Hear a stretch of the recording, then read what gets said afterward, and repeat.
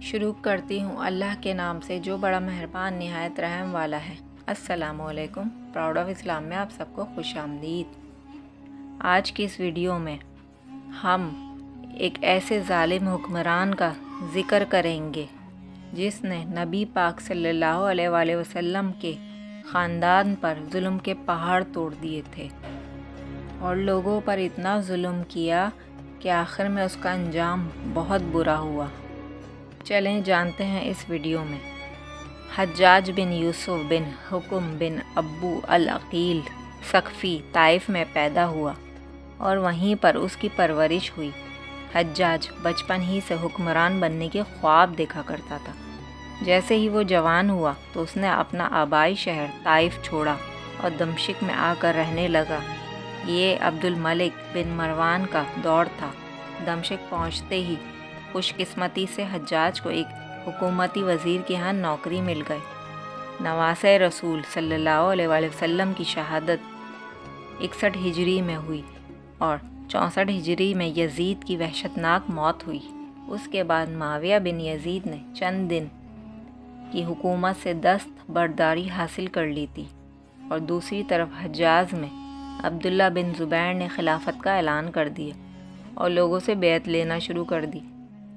مروان بن حکم مدینہ میں موجود تھا اور عبداللہ ابن زبیر کی بیعت کرنے کو بھی تیار تھا، لیکن چونکہ عبداللہ ابن زبیر کو ان سے خاصی نفرت تھی، اس لیے انہوں نے مروان بن حکم کو مدینہ سے دربدر کر دیا۔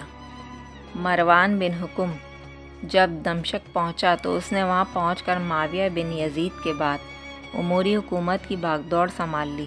64 ہجری ذی الحج میں مروان حکم نے حکومت سنبھالی اور رمضان 65 ہجری میں اس کی وفات پر عبد الملک بن مروان امیر مقرر ہوئے۔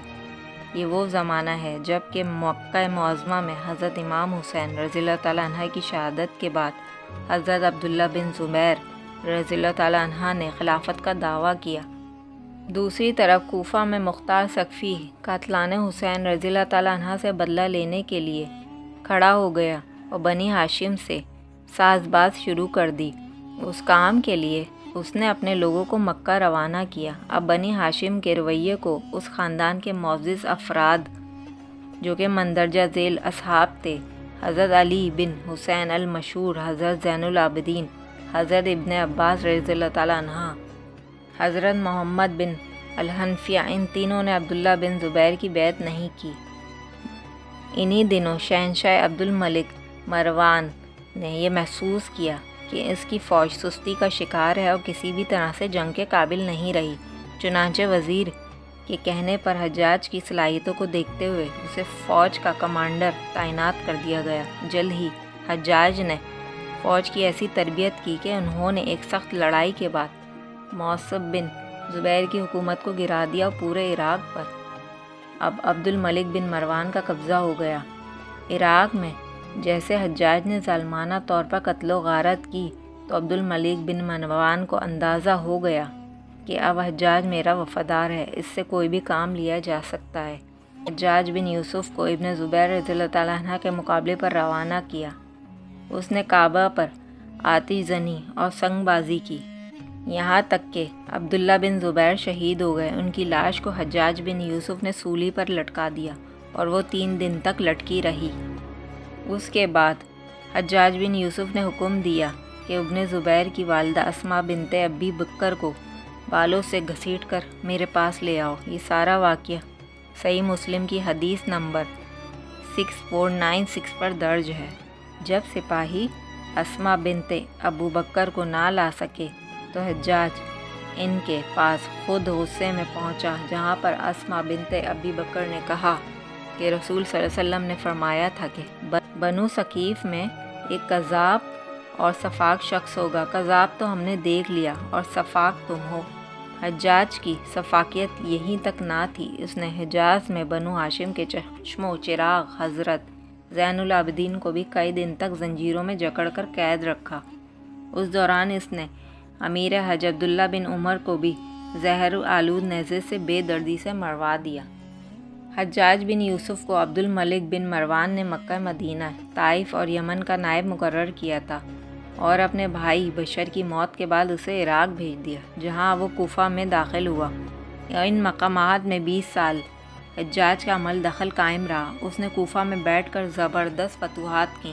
اس کے دور میں فتوحات کا دائرہ سندھ اور ہند کے دوسرے علاقوں تک پھیل گیا، حتیٰ کہ مسلمان چین تک پہنچ گئے تھے۔ یہی وہ شخص ہے جس کے بارے میں کہا جاتا ہے کہ اس نے قرآن کریم پر اعراب لگوائے۔ خدا نے ایسے بڑی فصاحت و بلاغت اور شجاعت سے نوازا تھا۔ یہ حافظ قرآن تھا، شراب نوشی اور بدکاری سے بچتا تھا، فتوحات کا حریص تھا، مگر اس کی ان ساری خوبیوں پر اس کی ایک برائی نے پردہ ڈال دیا تھا، اور وہ برائی ہے بھی ایسی کہ تمام خوبیوں پر چھا جاتی تھی۔ اور برائی کیا تھی؟ وہ برائی ظلم تھا۔ حجاج بن یوسف بہت بڑا ظالم تھا۔ وہ خدا کے بندوں کے خون سے ہولی کھیل رہا تھا۔ حجاج بن یوسف نے 1,20,000 انسانوں کو قتل کیا۔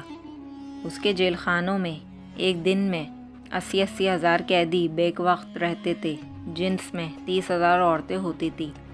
حجاج کی محبوب ترین سزا جو وہ قیدیوں کو دیتا تھا وہ یہ تھی کہ وہ ایک خاندان کے افراد کو بغیر لباس کے چھت کے قید خانوں میں رکھتا تھا اور اسی جگہ ان کی عورتوں کو بھی قید کرتا تھا۔ امام زین العابدین کو بھی اس نے بہت سی اذیتیں دیں اور قید بھی کیا۔ کوئی بھی دن ایسا نہیں تھا کہ حجاج کے دربار میں سید زادے کو سزا نہیں دی جاتی ہو۔ وہ شہزادہ حضرت علی بن حسین یعنی حضرت زین العابدین کو گھنٹوں اپنے دربار میں کھڑا رکھتا۔ حجاج ایسا ظالم تھا کہ اکثر سادات پر کوڑے برسایا کرتا تھا۔ دن میں جب تک ایک بار کوڑے نہ برسا لیتا اسے رات کو نیند نہیں آتی تھی۔ اس نے جو آخری قتل کیا وہ عظیم انسان حضرت سعید بن جبیر رحمۃ اللہ علیہ کا قتل تھا۔ انہیں قتل کرانے کے بعد حجاج پر وحشت سی سوار ہو گئی تھی۔ وہ نفسیاتی مریض بن چکا تھا۔ جب وہ سوتا تھا تو حضرت سعید بن جبیر رحمۃ اللہ علیہ اس کا دامن پکڑ کر کہتے تھے، اے دشمن خدا، آخر تو نے مجھے کیوں قتل کیا؟ حکیموں کو بلایا گیا تو انہوں نے بتایا کہ حجاج بن یوسف کے پیٹ میں کینسر ہے۔ ایک طبیب نے گوشت کا ٹکڑا لیا اور دھاگے کے ساتھ باندھ کر حجاج کے حلق میں اتار دیا۔ تھوڑی دیر کے بعد دھاگے کو کھینچا تو اس گوشت کے ٹکڑے کے ساتھ بہت سارے کیڑے لپٹے ہوئے تھے۔ جب حجاج الٹی کرتا تو بہت سارے کیڑے باہر نکلتے تھے۔ حجاج جب سب تدبیروں سے مایوس ہو گیا تو اس نے حضرت حسن بصری رحمۃ اللہ علیہ کو بلوایا اور ان سے دعا کی درخواست کی کہ وہ آئے اور حجاج کی حالت دیکھ کر رو پڑے اور فرمانے لگے کہ پچھلی امتوں کے سب ظالم اکٹھے کر کے اگر ایک پلڑے میں رکھ دیے جائیں اور ایک پلڑے میں تمہیں رکھ دیا جائے تو تمہارا پلڑا پھر بھی بھاری ہوگا۔ حجاج بن یوسف نے 70,000 لوگوں کو اپنے ہاتھ سے قتل کیا اور صحابی رسول صلی اللہ علیہ وسلم کو کعبے میں ذبح کیا۔ آل رسول صلی اللہ علیہ وسلم پر بے پناہ ظلم ڈھائے اور آخر وہ دن بھی آیا کہ جب حجاج بن یوسف کے پیٹ کے کیڑے اس کا پیٹ پھاڑ کر باہر نکل آئے اور اس کی موت واقع ہو گئی۔ پورے شہر میں ایک ایسی بدبو پھیل گئی کہ ہر ایک کا جینا محال ہو گیا۔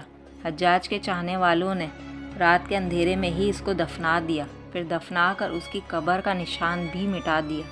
انہیں ڈر تھا کہ جتنا اس نے نبی پاک صلی اللہ علیہ وسلم کے خاندان پر ظلم کیا ہے، لوگ اس کی لاش کو بھی قبر میں نہ رہنے دیں گے۔ انہوں نے اس کی قبر کا نام و نشان مٹا کر بظاہر اسے خطرے سے تو بچا لیا تھا، لیکن ظالموں کے لیے جو آخرت کے خطرات اور سزائیں ہیں ان سے اسے کون بچا سکتا تھا؟ وہاں تو کسی کا بس نہیں چلتا، کسی کی سفارش کام نہیں آتی۔ یہ تھی حجاج بن یوسف کی داستان۔ اللہ ہم سب کا نیک بان۔ اللہ حافظ۔